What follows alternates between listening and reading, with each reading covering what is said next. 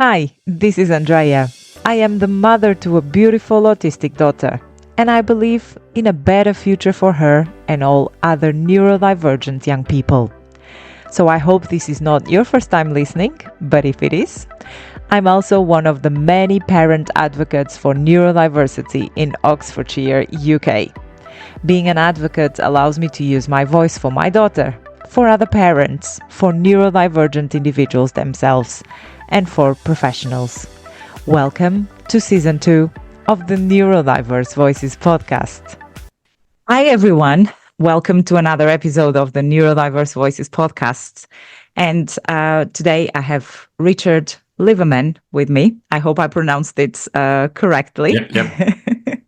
So Richard and I crossed paths in one of the workshops of the Autism Character Strengths research study that I'm pretty sure you've heard me talking about it. Hopefully you will have listened to the episode with JD Lai and Emma Jewett from the University of Oxford. And I landed in Richard's group at the time, and we were talking about ice cream, Richard, wasn't it? It was one of the hottest days of the year, and I was facilitating the group. And it's always one of those ones when you work with people. Okay, how do you get people to open up and like feel relaxed? And it was so hot, and nobody was feeling relaxed. And I remember, I think the last time I was in Oxford, I found this amazing ice cream shop, and all I could think about was ice cream. So we did our favourite ice cream flavour, which I think has to be the ultimate. Instead of an icebreaker, an ice cream breaker. And it worked perfectly. So this is also the first, the past few months have been like a first time for loads of things in my life. It's the first episode of the Neurodiverse Voices podcast recorded via Zoom. So thank you for making this happen accidentally, because Richard is not based in Oxford, so we can't be together personally today. However, we already have a plan to meet in person for another interview next year, so that's good. But first of all, Richard, how are you? Welcome to the Neurodiverse Voices podcast. How are you feeling? Yeah, no, I'm very, very good. It's been a super busy and exciting week, and been looking forward to talking about a subject that I'm really passionate about. Yeah, and me too.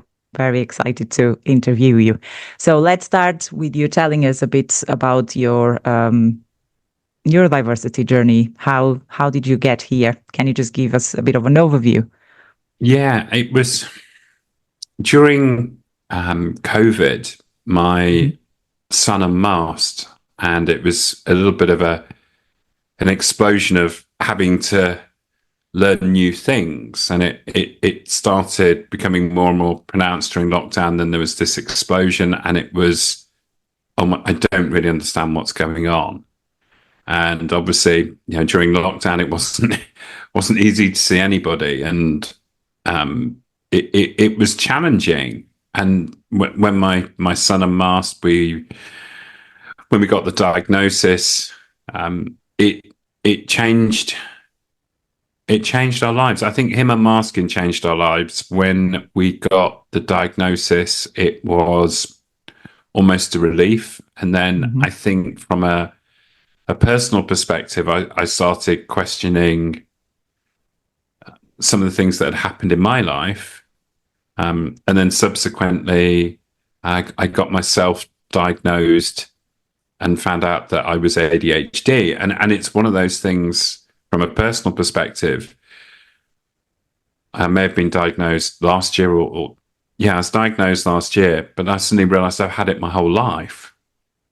And I think it's because of my son unmasking, it opened my eyes to a world that I knew a tiny bit about, and it kind of altered our path as a family, and certainly both personally and professionally, changed the direction of travel for myself. And it has been, I'm going to sound like a contestant on X Factor or Britain's Got Talent. It's been a journey.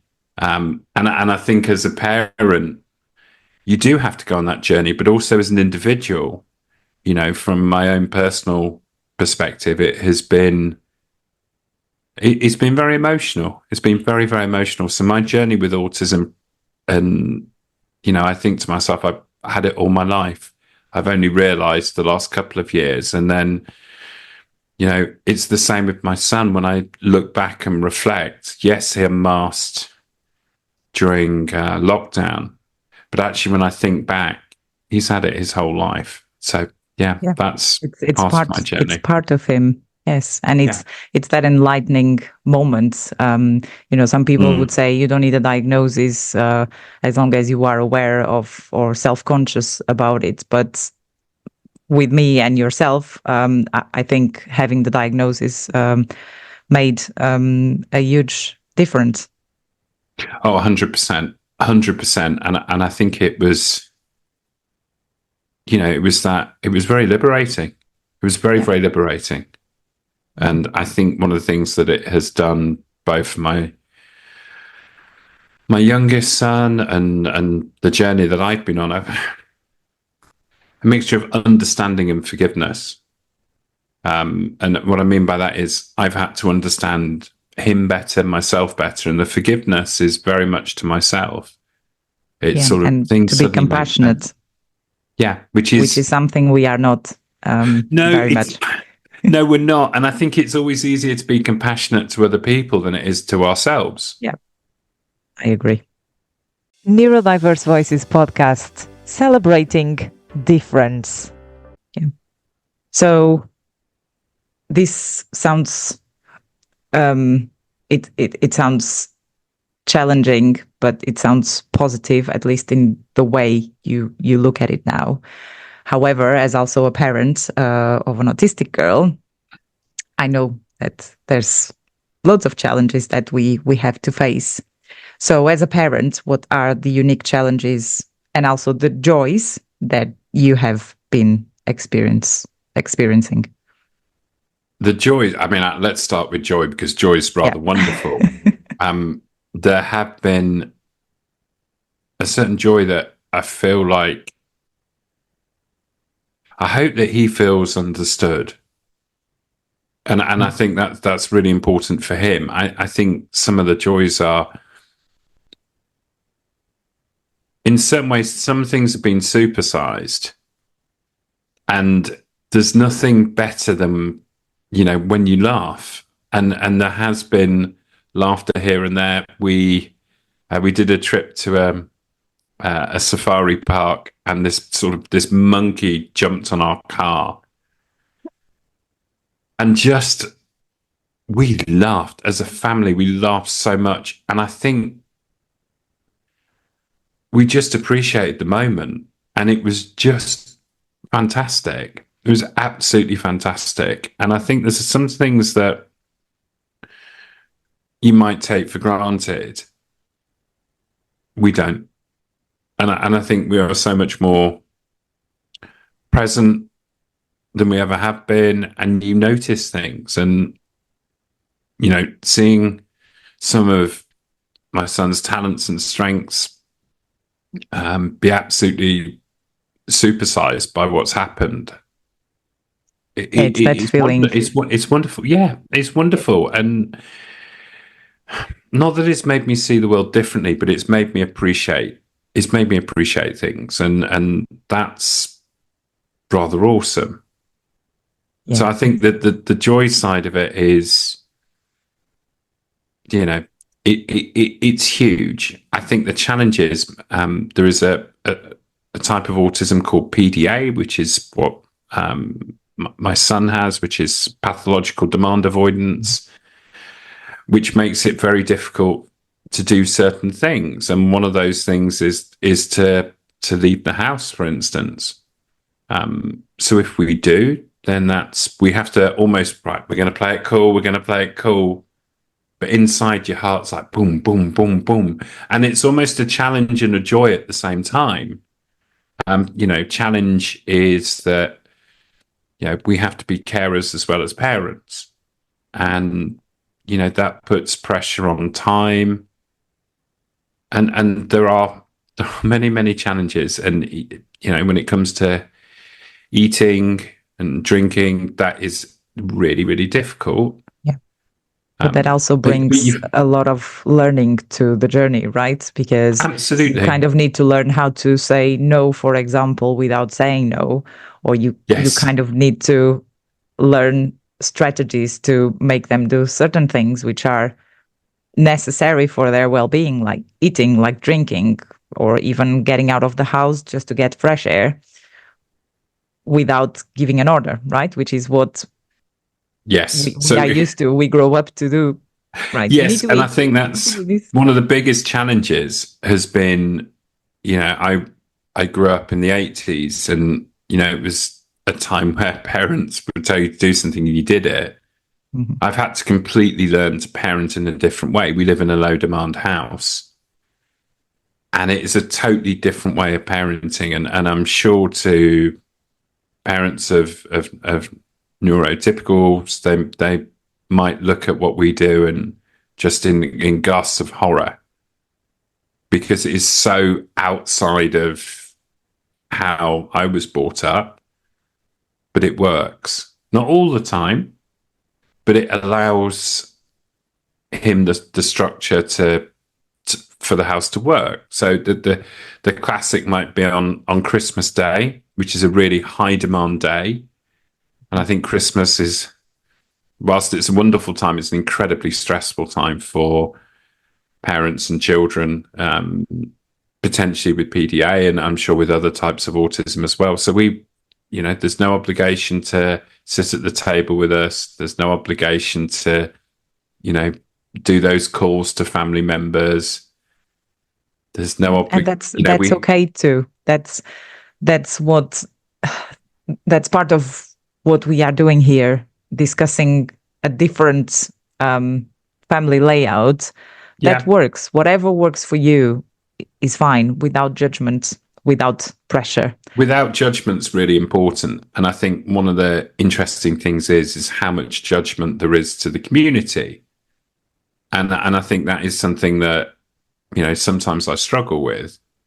But then I think to myself, well, I have to do what's right for my son. So if he wants to eat pizza on Christmas Day, he's fine to eat pizza on Christmas Day. The fact that he's eating is awesome. Whether that's around the table with us or not, it's about what works. And I think sometimes for people that might not understand our community, it might look really odd from the outside, but you're absolutely right. It works for us. Yeah. And it's said, I think when we met Richard, we had this conversation about having to let go of some people in our lives because there was no understanding, or there was always comments like, oh, but my son doesn't do this, or my daughter. They make you feel like if their children are better than yours, and that they are a better parent than you are. But again, it's not about competing. It's not about being better or being worse. It's about adapting and adjusting to the needs of our children. Neurodiverse Voices Podcast, celebrating difference. Yeah, I think that's really important. And that's one of the things that, I think has majorly changed for me, is my needs. I've always put my children's needs very, very highly. Yes. But actually, if it's a choice between my children's needs and judgment and expectations of society, well, I'm sorry, my children will always come higher. And I think there's something where, I think in the past, you may have seen a kid having a meltdown in a supermarket or shopping centre. And, I think in the UK, you can almost hear the tuts like, and then, did I do that? No. Was I judgmental? Possibly. But now if I'm in that situation, I see other parents sort of out and about, and my heart just goes to them because, you don't know other people's stories, yet we're very quick to judge. And I think, changing the mindset on that for me has been incredibly helpful for me personally. And I think maybe we should make tutting illegal. We should, definitely. And the eyes, it's not just the touching, is the look in the eyes. And the feeling is horrible, and we both know that. But and thinking about this, it's not just about neurodivergence. We have other situations in society like homosexuality. Anything that is different from the norm is judged, and there's progress and mentalities are advancing, but in anything that's different, there's still a lot of work to do. So it's good to have voices like ours to continue talking about it. Just talking about it is enough, because it will hopefully expand horizons and open minds. I think that's what we need to have as a society. Neurodiverse Voices Podcast, celebrating difference. Now, going or focusing more on you and the ADHD, if that's okay. Yeah. Can you share how your ADHD has influenced your career and your personal life, and and how these richer solutions came to an existence? Because I was a really bad introducer. I just started the episode and I didn't even say who you were exactly. I just said how we met. So Richard has his own business, which is called Richer Solutions, and it would be good to see how ADHD actually. I'm pretty sure it has a positive influence. So yeah, I think it's interesting when you talk about how has it affected your career, and in some ways, my brain has this incredible ability to do big picture thinking and take things all over the place and bring it back together. And before we came on, you and I were chatting about house music, and we're going off into all these rabbit holes, but they're rather beautiful ones. And I think that's one of the brilliant things that I have, is that I like talking to people. I like communicating. I'm very, very creative, and I kind of have this lust and zest for life. And it's worked really well from a business perspective. And 4 years ago, I set up my own business, and I do a mixture of branding, coaching, consultancy, and mentoring. I love it. I absolutely love what I do. And the bit I love is working with people and seeing people grow. And what's really interesting is, a lot of that is around helping small businesses. And one of the things that I've discovered is that there are many, many small businesses that are owned by neurodivergent people and neurodivergent groups or neurodiverse people. And it's been great, because I've sort of spoke to them and they feel understood. I'm able to, help put the scaffolding up so they can thrive. And I've absolutely loved it. And I'm looking at ways that I can do more around that, especially working with, those businesses owners in the community that do need help, but not necessarily in that traditional way of, right, let's do some smart objectives. They need something a little different. So it's allowed me to bring my passion for business, branding, and helping people together. And it's been this kind of wonderful adventure. And I feel really privileged that in my career, I've worked on some really big brands, and then I can sort of take that big thinking into sort of small businesses. And I absolutely love it. Love what I do. And I think from how has ADHD helped me back and pushed me forward? I think it helped me back when I was at the early stages of my career. I maybe struggled a little bit with organization and with certain elements of structure. And I think it was difficult, and I didn't understand why. Now I do. But then I think on the flip side of that, I was always able to do kind of the big picture stuff, the thinking, and be creative to solve problems. And people think that creativity is being able to draw or sing. But actually, Creativity is so much bigger than that. It's solving problems. Creativity is solving problems. And for me, that's how my creativity comes out. So having My own business has been incredible. I discovered that there's something called access to work, where the government will give you additional support. And that has made a huge difference. I have scaffolding to help me succeed. And that can be in the form of Grammarly to help me with my spelling and grammar. It is a support worker to help with the organization side of things. And then that way I can get in my zone of genius, which is helping people and being creative. Yeah, and my job is brilliant. to help other people get into their zone of genius. So you can kind of say, I love what I do.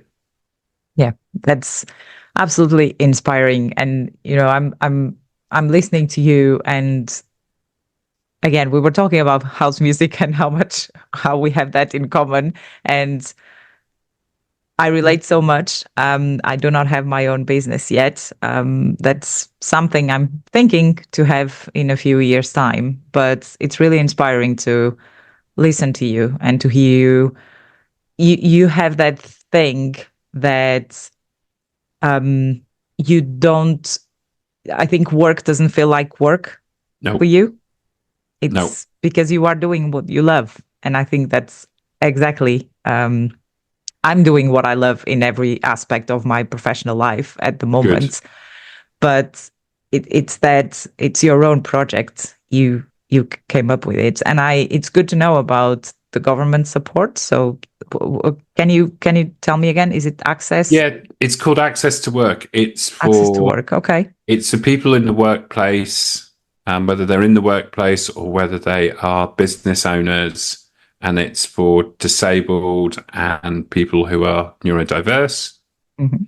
And there is a program, you can Google it. It's called Access to Work. And there's a lot of paperwork to do, and you have to be assessed. And obviously there's a waiting list.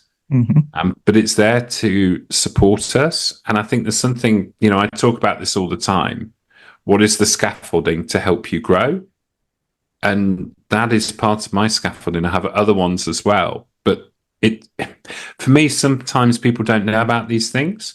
And I think what's really important is we share this information so we can help each other.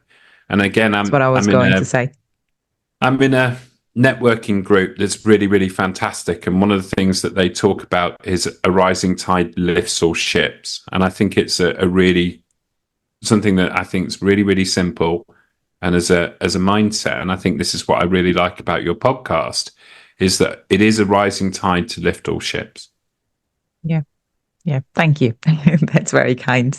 Neurodiverse Voices Podcast, celebrating difference. And we will add the links to when the episodes is uploaded, because it's important. I have the same feeling. There's so many things that accidentally I'm having a chat with another parent or with someone. Oh, I didn't know that. So it's really important because there's a lot more support out there than we think there is. So in terms of the organizations you work with or the small businesses, some of the leaders are neurodivergent. Yeah. How do you feel that, I don't really like the word inclusion, but how do you see a shift in thoughts trying to bring more neurodivergent people into the workplace in terms of hiring? That's a really good question. I think some companies do it really well already. Mm-hmm. And I think there's companies like Google that are sort of very well known for this. I think there is a report at the moment that is being written called the Lilac Review. And this is something that, certainly from a business perspective, they're looking at disabled founders and the neurodiverse community. And they're looking to get input into this report that's going to the government to say, how can they improve inclusion? I think there is a long, long way to go. But when I see things like the Lilac Review and I see things like the work that Google are doing, it gives me hope. Mm-hmm. I still think there's a really, really long way to go. And I think, in some ways it's quite heartening to see what's happening. And in other ways, I think it's very frustrating that there's not more happening. Because change takes time And sadly, we cannot expect that it happens from one day to another. Because I think the latest figures that I heard from the National Autistic Society, for example, is that only 1 in 4 autistic people are employed, which is not great. It needs to change. And like I said, the Lilac Review is definitely pushing some really interesting opinions and thoughts on this. And I know that there is a lot of work going on in there. And if people want to contribute to it, again, I'll share the link for the podcast, because I think it's a really interesting thing. And where I think it becomes really important to us as parents as well is there's going to come a time where our children become adults. Yes. And how can we build a future for them that sets them up to be successful? So that's why I think this is a really important conversation to have. Definitely. I totally agree. I often find myself thinking about my daughter's future and what's going to happen one day when I'm not here. Same. It's this feeling of, I don't want it to grow up. Or I do want it to grow up on the one hand, to see her developing, because we've been having lots of progress. Slow progress, but it's progress. As we said earlier, every little step, every small thing matters and means the world to us. But then on the other hand is, okay, is she going to be able to be independent? So I really hope that when she gets to that time of going to work, that, everything that we are doing together will have had an impact. And change will have happened by then. Neurodiverse Voices Podcast, celebrating difference. Good. I hope so. So in terms of the systems which are in place at the moment, can you tell us some of the challenges you faced, for example, with the education system, which is when I asked my previous guests, how do you think your children are being failed the most? Everyone, normally, I think everyone said the education system is one of those that fails them. Are we allowed to swear on this podcast? Not really. I know there's some children who like podcasts and they asked if they could listen to it. I think that should answer my question. I think the education is a shower of whatever word you want to insert.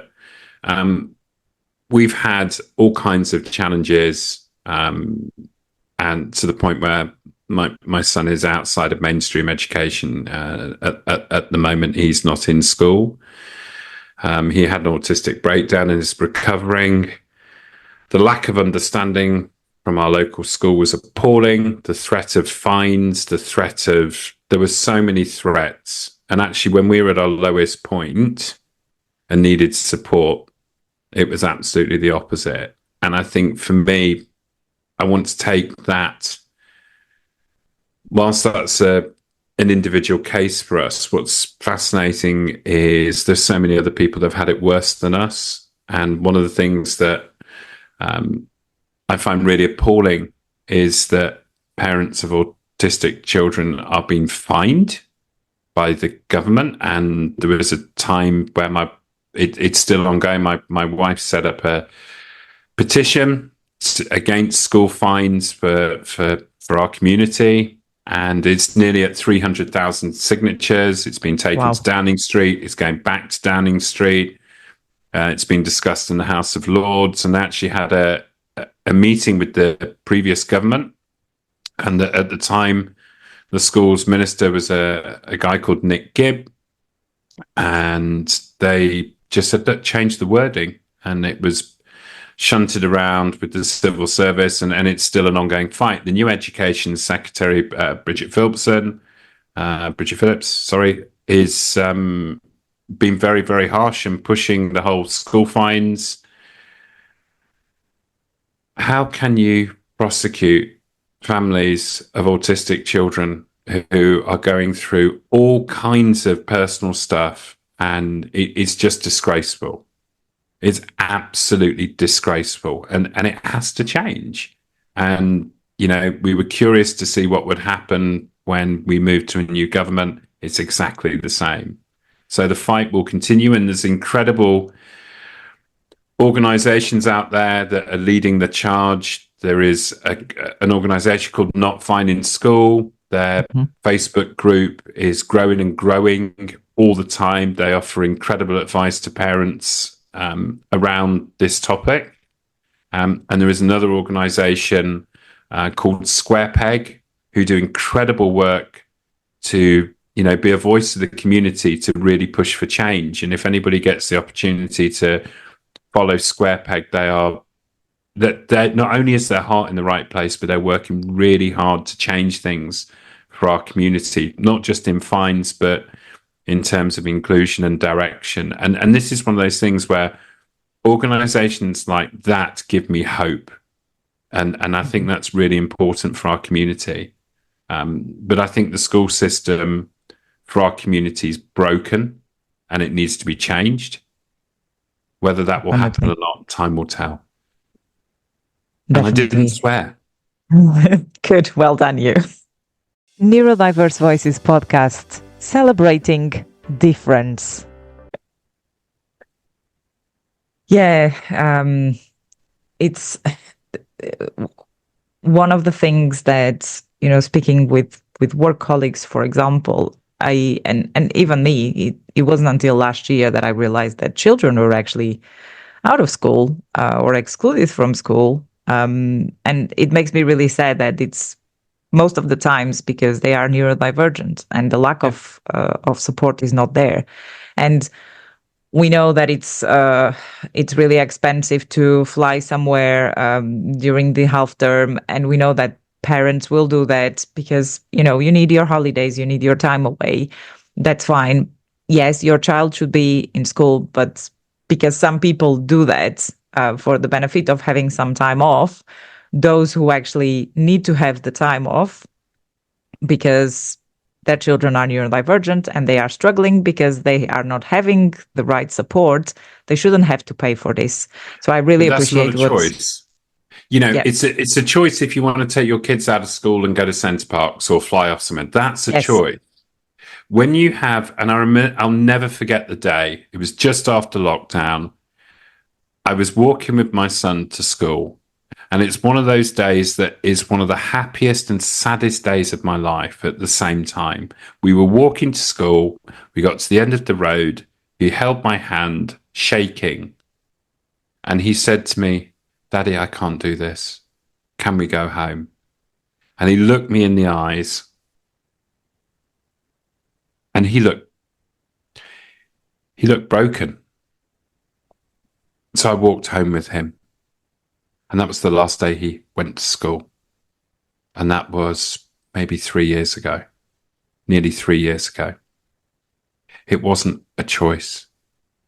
We had to do it. And there are so many children that find the world difficult because of their autism.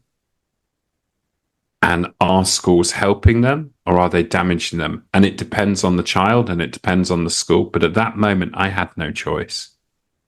And I held his hand and we walked home and he felt safe. And I feel very emotional talking about this, but it was the right thing to do. It's the harder thing to do. And I think back to how I was parented, or that traditional parenting you would have dragged them to school. And we pushed him for the previous fortnight. But at that moment, I knew. Yeah. And it changed everything.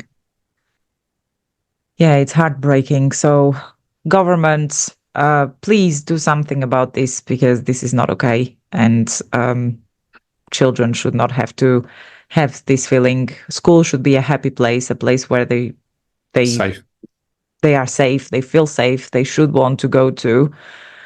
And it's clearly not happening. And I totally agree with you, Richard. It's best that he's at home because he's in his safe environment.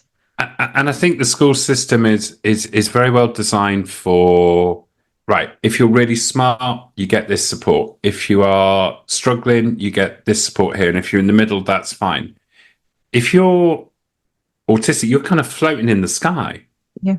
Now, let's fall within say, the for cracks. instance, you talk about a typical classroom of 30 kids. You know, that kind of really smart, struggling and middle bit, that's what a school teacher is used to. If you've got an autistic kid up here, how can they give them the right support? They're not used to it. They've not got the training. They've not got the understanding. And some of them don't care. They're just a troublemaker, get them out. Well, actually, that kid's got so much potential. But because they don't fit into that system of that they understand, or how can they get great SAT results or great GCSE or whatever, they're kind of cast aside. So I think the education system, not just the school fine system, but the education system, certainly from a parent's perspective or from my perspective, is utterly broken. And I don't know how we change it for our community, other than by, like I said, great organizations like Square Peg, and we keep talking and battling. But one size does not fit all. Nope. And that's what I mean about the kind of being up here bit. They don't understand it. They haven't got the time to understand it. They don't want to understand it. And that's certainly been the experience I've had and other people in my community. And I'm very sorry to hear that. It's unacceptable. And we shouldn't have to fight for this, because it's a legal right that children have to be in school, and not even to think about the curriculum that is completely outdated. I didn't go to school here, so I don't know much about it, but my brother did, my cousin did, so we have 10 and 17 years of difference. So I know little about it, but from conversations with previous guests, for example, who were teachers themselves and ended up leaving the education system because they could see not going well for neurodivergent children, and even for the neurotypical children. The curriculum seems not to work for everyone, because all of us are unique, regardless of you being neurotypical or being neurodivergent. We are all unique, so we will have our individual needs. And therefore, as you said, one size doesn't fit all, and change is needed. I have to say that we've been quite lucky with my daughter's school. They've been fantastic. Good. They just created an enhanced provision classroom for her and the other autistic children. And this morning she was shouting the name of the teacher because she's excited to go now and she loves it. And I'm so grateful that we are having this experience, Good. But so heartbroken at the same time to feel so many parents like you and your wife going through this really, I feel like swearing now, but I will not, really situation. So I'm very sorry to hear that you are going through that. Neurodiverse Voices Podcast, celebrating difference. So you gave us a few examples of groups that you are part of, but is there anything else that you do to advocate for change in the education system yourself, besides speaking about it and just being blunt about it, basically? I think there's, like I said, the school fines petition has been something that my wife and a friend of hers have led. Mm-hmm. And I think sometimes my job's to support her so that she can be that voice. You know, certainly from another perspective,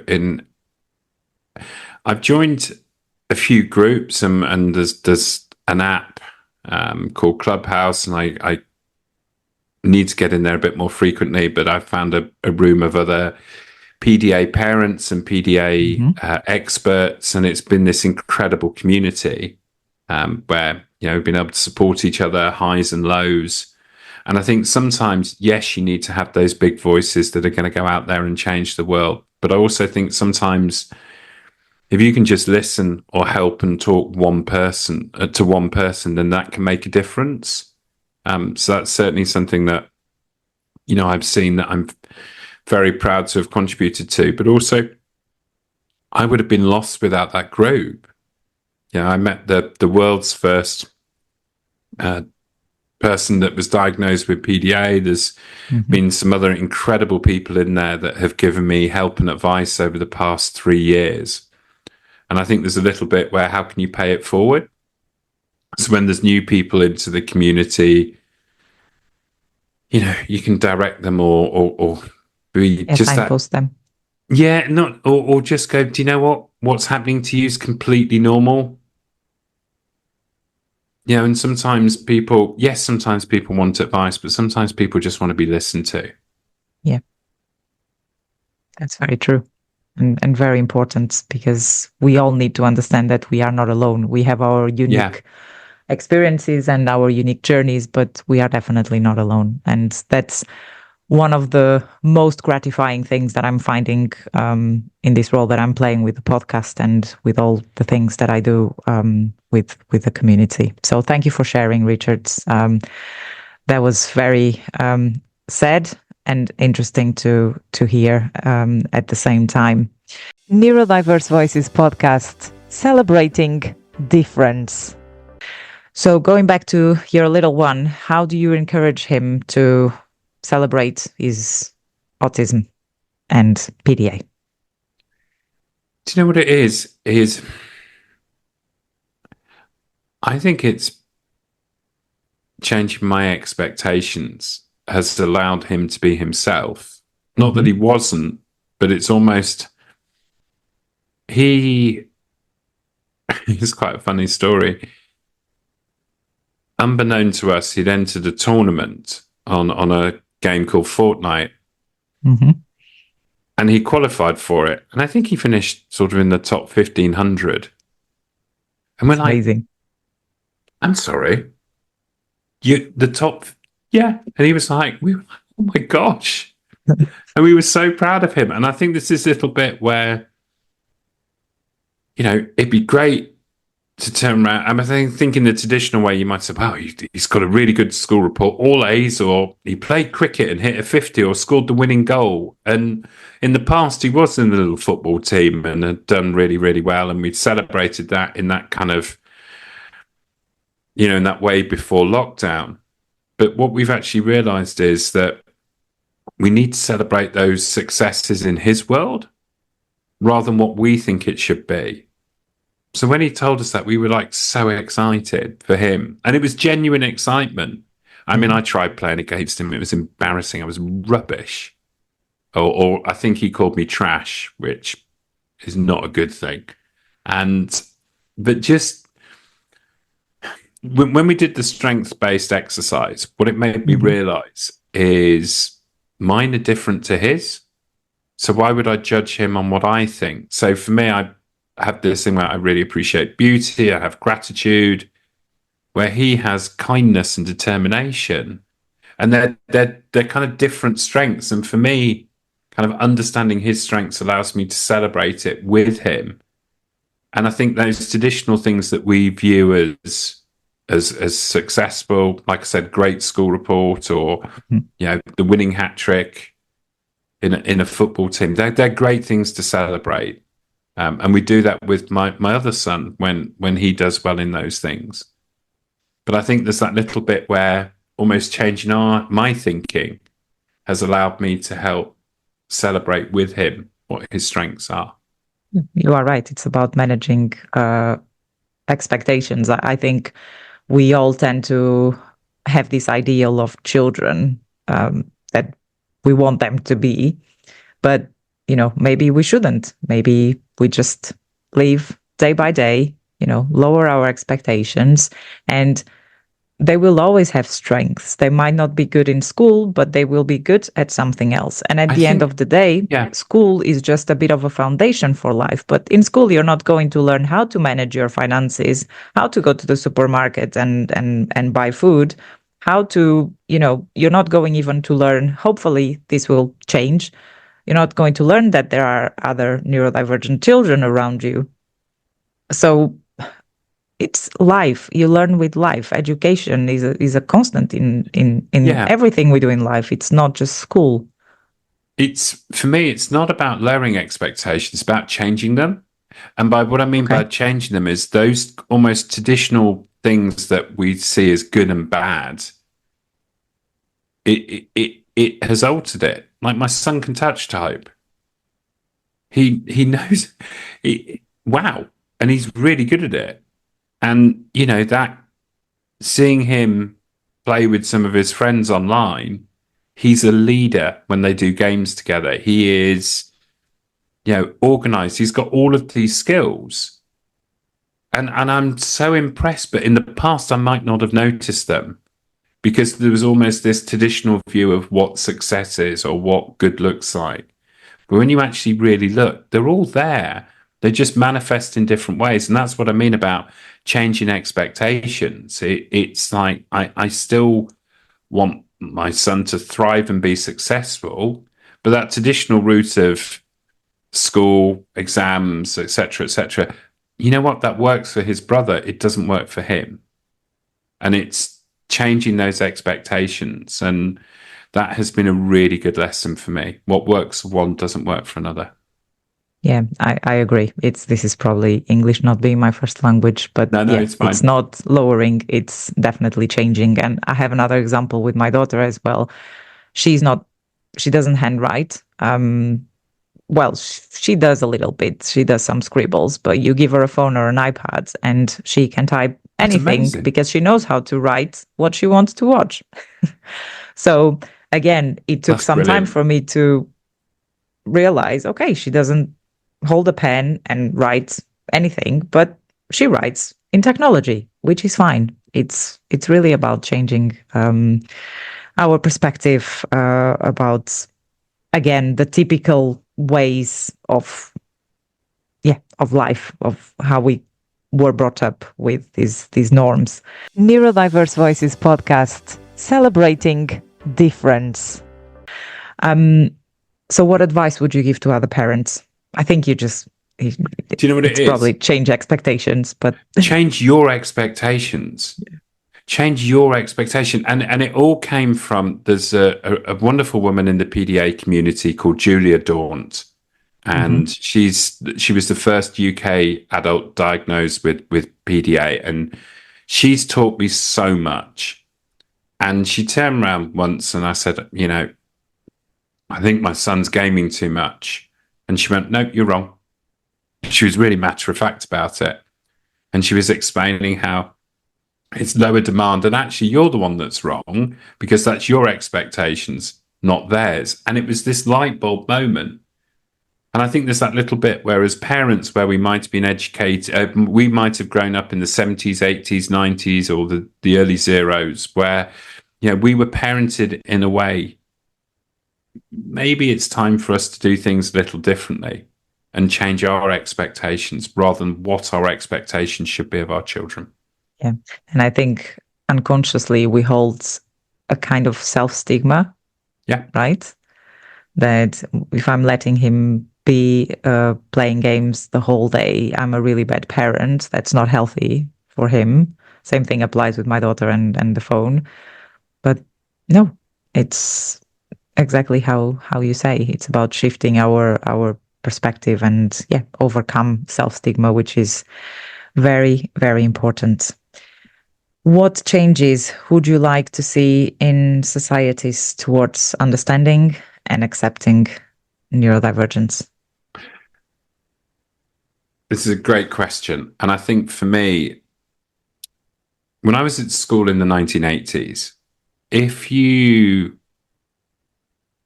felt a little bit uneasy eating bread or milk, you'd be told, eat the bread and milk. When you go into a restaurant, I went into a restaurant last night, and one of the first questions there is, do you have any intolerances? So gluten, dairy, anything like that. And it was this kind of almost, I was thinking about it last night on the train, and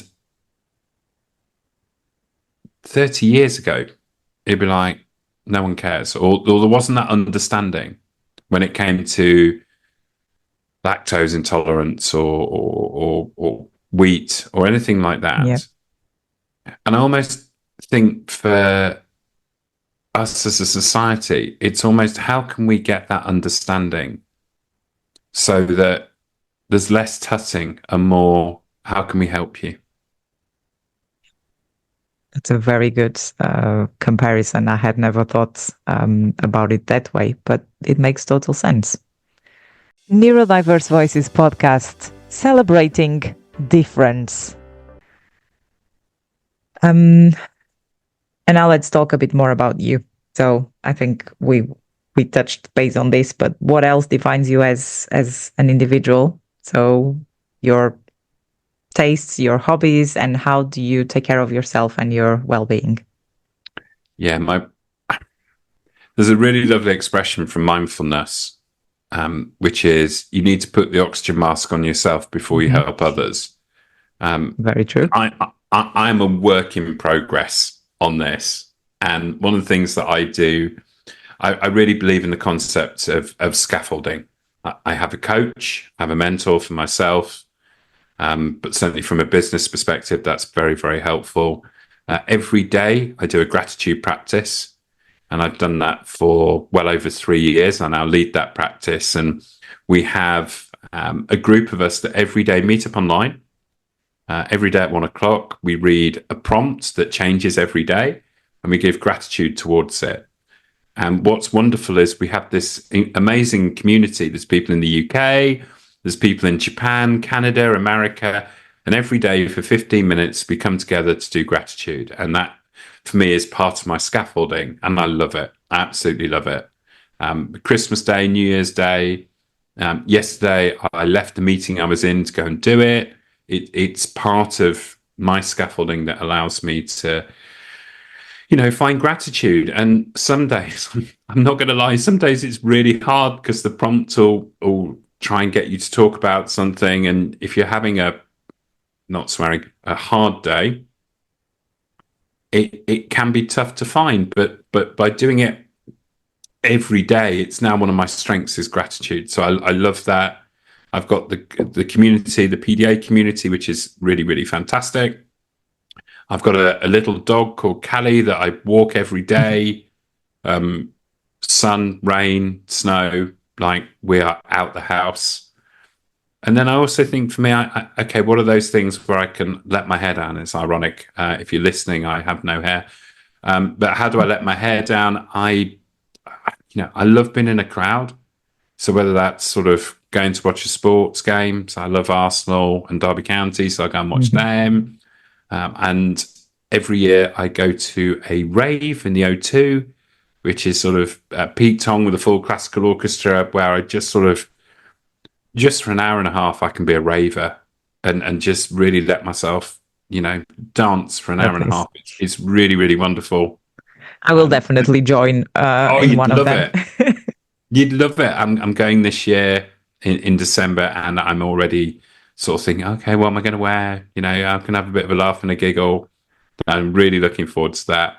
And I think sometimes that's me putting my oxygen mask on. One of the other things I love doing is just going to Oxford. It's such a lovely city. I've had the privilege of going there a lot the last few years, and I just like wandering around. Just going to a restaurant in the covered market, or having a glass of whiskey in the Morse bar is just rather wonderful. So I think for me, it's how can I do those activities? And I'll always put other people before myself. So when I do those activities, the gratitude's daily, but those other activities that I need to do to support me, to allow me to support my family is really, really important. And I have to remind myself to do those things and push myself to do those things. And I'm very excited. I've already got a ticket for Oasis next year. And no, I'm not selling it. I love it. I love the gratitude ritual. It's something that I actually heard about before, but it's really about prioritizing yourself. And I don't think I've been prioritizing myself, especially in the last few months. Although I think the podcast is actually me prioritizing myself, and it's my time. Yeah. So it works as a kind of therapy, because I'm a people's person and I like to have nice conversations and all the mission that's behind it. So yeah, but I love all of that. I'll definitely look into the O2 Pitong classics and I might come and join you. And You're very welcome. Oxford sounds amazing. So next year when you're around more often, we definitely need to meet up, and I'm happy to do some sightseeing. Although I think you probably know more places than me, because I think that's quite typical, isn't it? When you live in a city, the tourists and the visitors know it better than yourself because you're working. Do you know what's really fun? What's really fun? I had friends over from the States and they'd never been to Europe before. And there's something really fun about being a tourist in your own city. Like when you and I took them around London, and we had a day in Oxford as well. And I think there's something really wonderful about being a tourist in your own city because you see things differently. So maybe that's a little challenge for you. Yep. To be a tourist, not an inhabitant. Yeah, definitely. Neurodiverse Voices Podcast, celebrating difference. I think I know the answer to this one. Who is your biggest support in your neurodivergent journey? Well, this is, for me, it's about scaffolding, and there's more than one person. But the first person that comes to mind is my wife. She's rather brilliant. She has read so much. She has done so much research, and she is rather incredible in helping me be a better person, for sure. I've got some wonderful friends who have just listened, or have, taken me out for a meal when I've needed it. I've had a brilliant coach who's helped me on the ADHD side. Her name is Amanda Harmon, and she runs a business called Outside the Box that specializes in coaching ADHD people. She's super qualified, but also she's helped me mitigate the difficult bits and supersize the good bits. And I think she's fantastic and needs plaudits. And then there's also the bit about the community. The community has welcomed me in and has supported me, given me advice. We've laughed and cried and celebrated and supported. That's what a community should do. So I'm very grateful for that support journey. And, my own family, my father, my godparents, and, my oldest son, they are remarkable people that have allowed me to learn so much and to be better and stronger. So thank you to all of them. Yeah, that's great to hear. Our support networks are definitely very important for us to keep going and for us to feel good with ourselves. So I'm glad you have like a big team. I'm very grateful for them. Yeah, great. Neurodiverse Voices Podcast, celebrating difference. So if you were a superhero or you had a superpower, who or what would that be? Now, this is one where I thought, okay, I've gone for one that, I've not seen any Marvel or DC films, but stick with me. It's the ability to find anything. And you see, I think this would be really useful because how many times have I lost my car keys or wallet? And then I thought about this for all of the ADHD people out there. That would be my super. Oh, Rich, I've lost my car keys. Oh, they're down the back of the sofa. So my superpower would be I can find anything. I love it. I do love it. You just actually reminded me of my grandmother who passed away sadly in February. She used to have this ritual thing. Every time we would miss something, we knew it was in the house, like the remote or the phone or the car key. she would tie up like a cloth, just a normal tablecloth, to one of the legs of the table. And then she would have this prayer that I regret I never wrote it down. But the truth is that it worked. I don't know what it was about. She sounds wonderful. She was a wonderful person, and she's still one of my biggest inspirations. And yeah, we had a really strong connection.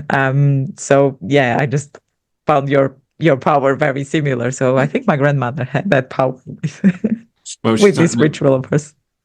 We can do a superhero film.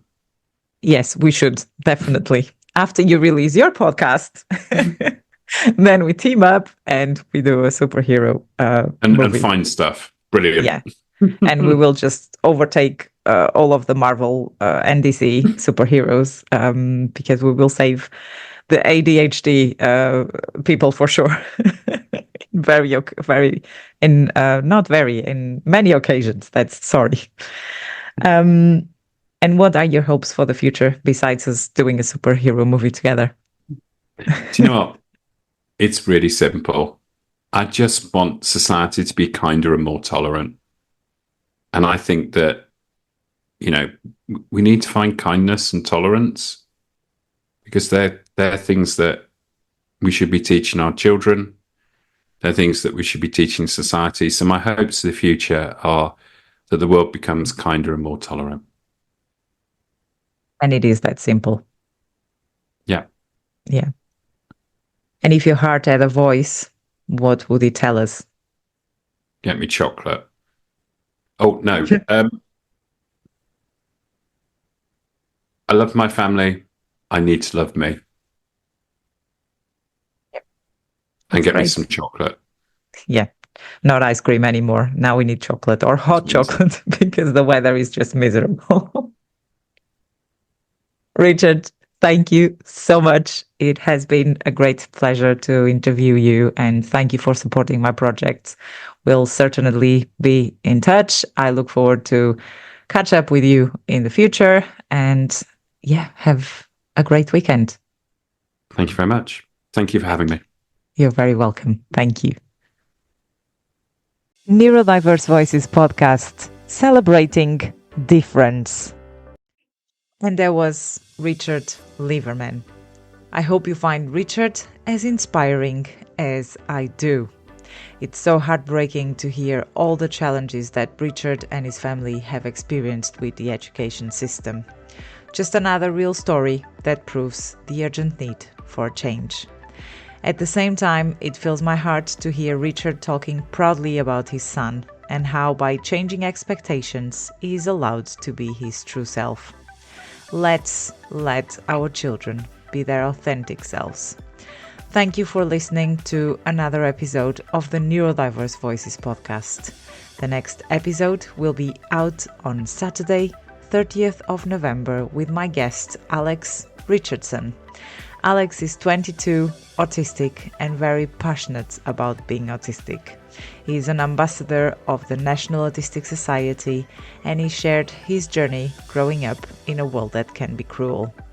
His story is so moving to the point of leaving me emotional while interviewing him. And you cannot miss it. Tune in on Spotify, Apple Podcasts, and YouTube. Until then, have a great couple of weeks. Bye!